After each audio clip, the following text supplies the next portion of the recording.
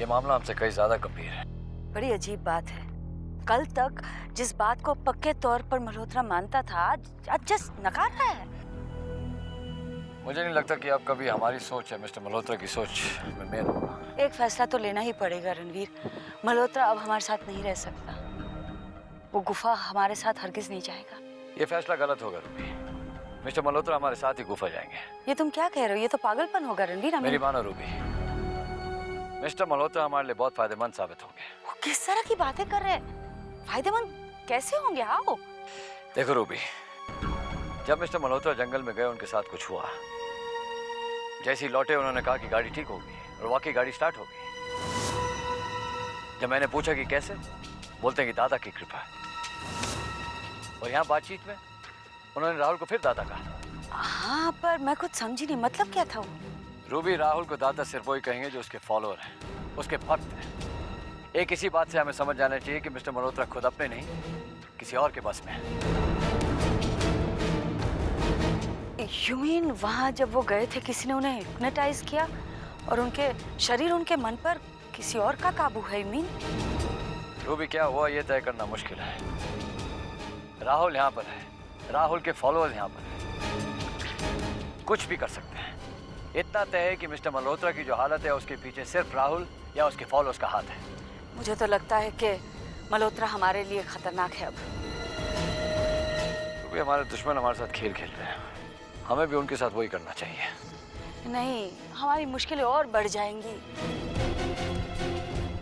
देखो, अगर हमने हालात का सही इस्तेमाल किया तो मल्होत्रा हमारे लिए बहुत फायदेमंद हो जाएगा। ये डेंजरस गेम है। वो हमारे रास्ते में अड़चनें पैदा करेगा, मुश्किलें पैदा करेगा। अगर हमने मिस्टर मल्होत्रा की हाँ में हाँ मिलाई तो वो हमें सीधा गुफा ले जाएगा। हमें उसके खिलाफ नहीं बल्कि उसके साथ हो जाएंगे। तुम्हें लगता है ये पॉसिबल है? सर जी, मुझ पर भरोसा रखो, बस मेनका को संभालना होगा। Come on.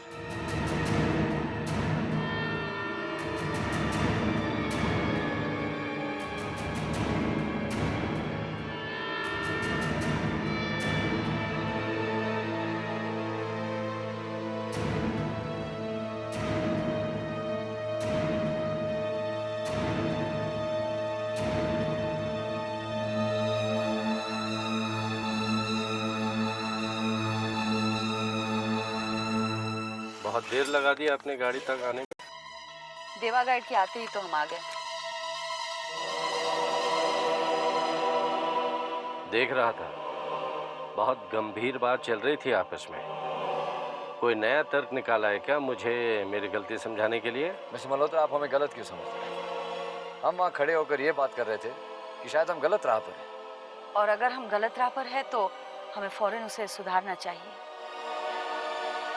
कई बार ऐसा होता है कि हम सफर साथ शुरू करते हैं पर कोई एक पहले मंजिल पहुंच जाता है। हमें लगा कि ऐसा ही कुछ हुआ।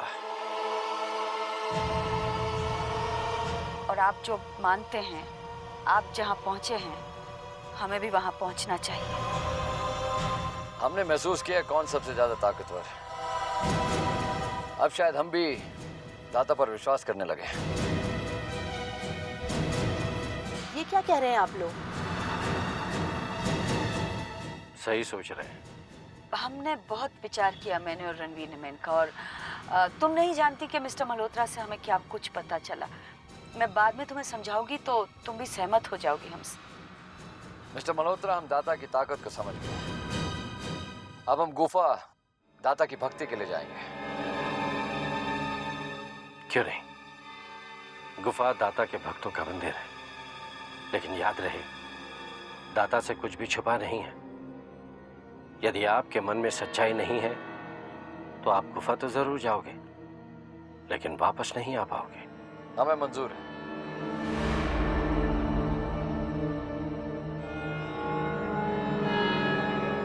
मिस्टर मल्होत्रा, हमारे दाता से ताकतवर कोई नहीं है, फिर भी 12 साल से गोम्स गुफा से लौटने के बाद भी जिंदा है। क्यों?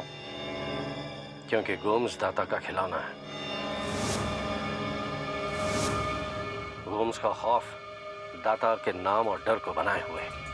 हंसी आती है मुझे जब गोम्स को ये लगता है कि वो दाता से छुप कर बैठ सकता है। जिस दिन दाता इस खिलौने से उकता जाएंगे, उस दिन गोम्स को पता चलेगा कि वो जिस मौत का इंतजार कर रहा है वो कैसी है।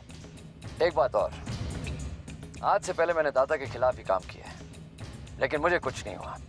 मैं गुफा गया, हर ऐसा काम किया जिससे दाता नाराज हो, लेकिन मुझ पर कोई हमला नहीं हुआ।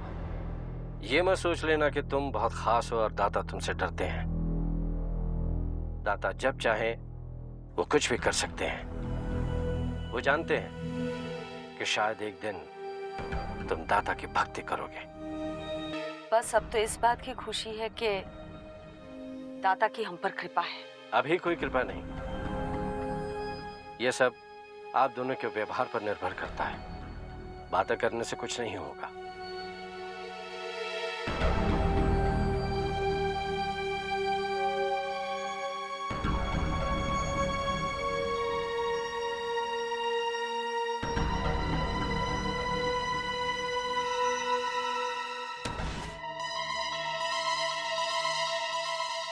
देवा, तुम रात में सफर करने से क्यों कतरा रहे हो? रात में पहाड़ी रास्ते और घने जंगलों के बीच से गुजरना काफी खतरनाक होगा।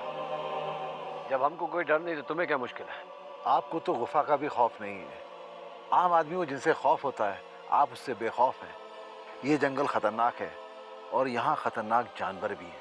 पागल हो गए तुम जो जानवरों का भय दिखा रहे हो?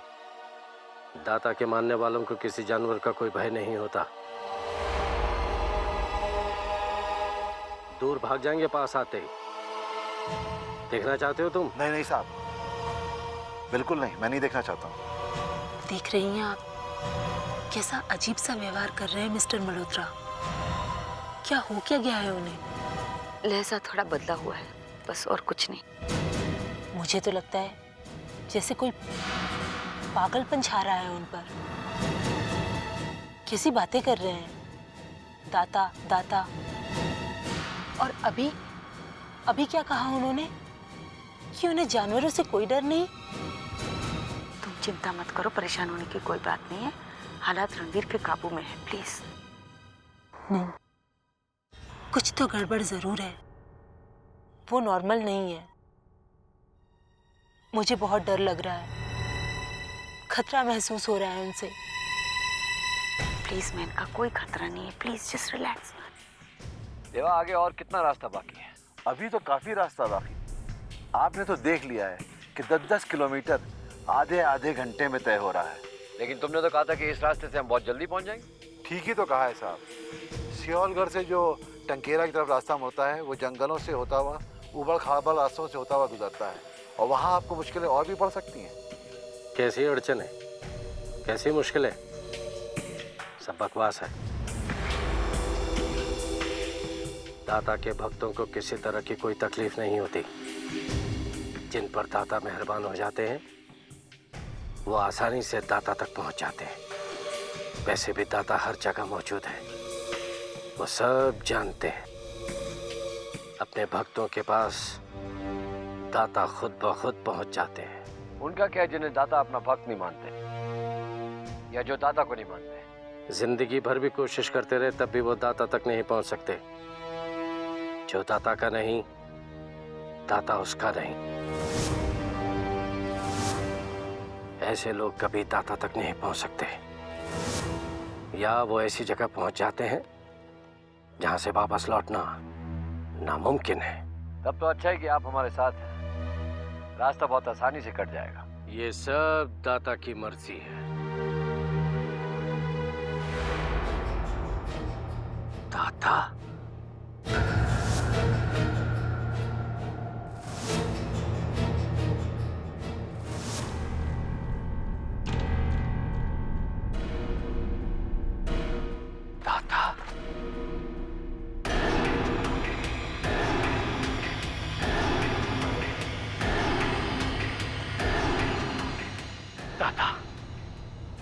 आपकी बड़ी मेहरबानी कि आपने अपने भक्त को दर्शन दिए। तुम्हें तो कभी दर्शन की कमी नहीं थी, और कुछ समय से तो तुम मुझे कम दिख रहे हो। माफ कर दीजिए दाता, मैंने बरसों लगा दिया आपको पहचानने में। अब मैं आपको पहचान गया हूँ। अपने दाता की शरण में आ गया हूँ। बस दाता, मेरा जीवन सफल कर दीजिए। अब ये क्या कर रहा है मल्होत्रा? किससे बातें कर रहा है? आज मैं धन्य हो गया दाता। कितना अच्छा होता अगर तुमने ये सब अपने सच्चे मन से किया होता, दिल से किया होता। मेरी भावनाएं तो आपके लिए पवित्र और सच्ची है। आपकी महिमा तो अपरंपार है। आज मुझे मेरे ज्ञान की रोशनी मिल गई है। अब मेरी हर सांस सिर्फ और सिर्फ आपकी भक्ति के लिए ही होगी। तुम इस तरह क्यों पेश आ रहे हो मैं जानता हूँ। अगर तुम सच्चे होते तो तुम यहाँ नहीं अपने घर पे होते, मेरे साथ अपनी पत्नी के साथ होते। मैं यहाँ हूँ तो भी अपने ही दाता की सेवा में हूँ। अब से मैं वही करूँगा जो दाता का आदेश होगा। मगर तुम इसका उल्टा कर रहे हो। तुम यहाँ मेरे दुश्मनों के साथ हो। वो मेरे करीब है, मेरे और मेरे भक्तों के खिलाफ है। वो सभी दाता आपके भक्त हैं और आपके दर्शनों के उतावले हैं। मैं उन्हें आपके पावन तीर्थ दर्शनों के लिए ही लेकर जा रहा था। दाता, भक्तों की टोली आपसे मिलने बहुत जल्द आ रही है। जिसकी तुम बात कर रहे हो वो कभी मेरे भक्त नहीं बन सकते। वे सारे के सारे मेरे परम दुश्मन है। वे तुम्हारा इस्तेमाल करके मुझ तक पहुंचना चाहते हैं, मुझे चोट पहुंचाना चाहते हैं। क्या? अगर ऐसा है दाता तो मैं अपनी भूल सुधार लूंगा। वो रणवीर, वो उन गुफाओं के 3 खंजरों का राज जानना चाहता है, क्योंकि वही अस्त्र है जिससे मुझे समाप्त किया जा सकता है, क्योंकि वही अस्त्र है जिसे मुझे आहत किया जा सकता है, और तुम उसमें उनकी मदद कर रहे हो।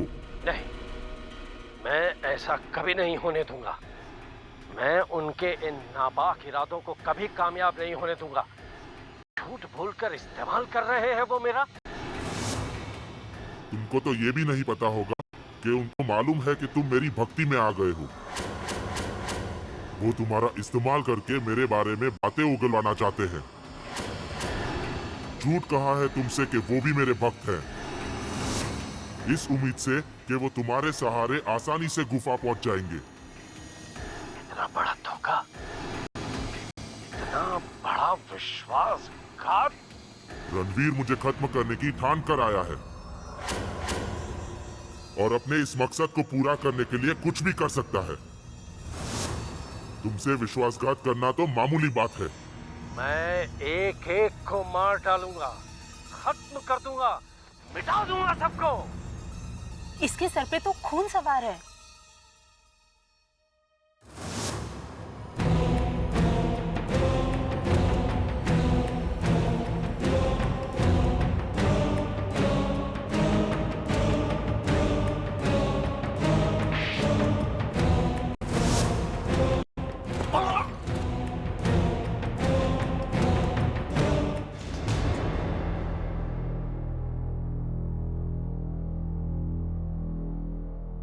अरे भैया, ये तो बेहोश हो गए।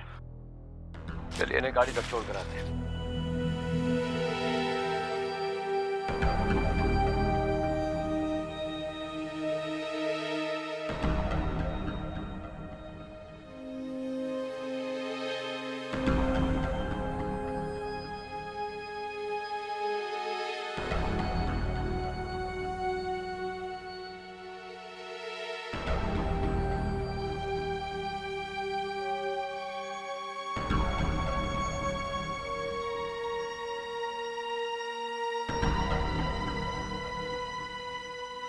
क्या हो गया उनको?